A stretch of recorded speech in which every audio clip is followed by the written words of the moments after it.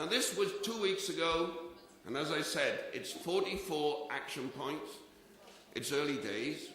Very little of it, to be honest, is rocket science. A lot of it is what we accept. And maybe it's a starting point for many parliaments to develop their own scorecard, to have a look at how they match up to this declaration and looking at areas on where to improve.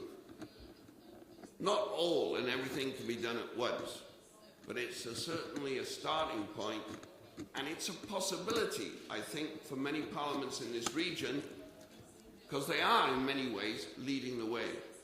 And so looking at this declaration and taking it on in its very early days would be a good move for many parliaments in this particular region. A lot is already happening, and I've just quickly finished by going through some slides. For instance, where the part where this conference was held in Italy's Chamber of Deputies, which co-hosted the World e-Parliament Conference, where these principles were adopted, is a leader in linked open data for parliaments. Next slide. Brazil's lower house has had success generating citizen partnership in the legislative process through its eDemocracy website. The US and the UK governments are among a small group of parliaments that's making more and more information available in open and structured formats. And very excitingly, several parliaments in Africa and Latin America are using open source software in order to make sure that parliaments become more accessible. I'd like to finish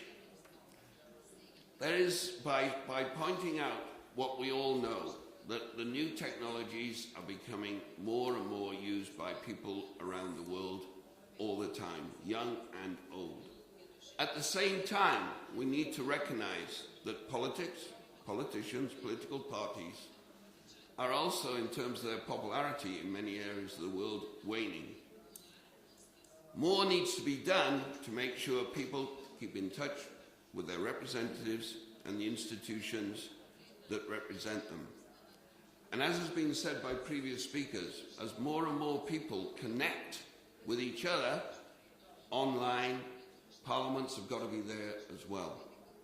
And I think this 44 action points that came out and were adopted at this conference 2 weeks ago could be a very, very good starting point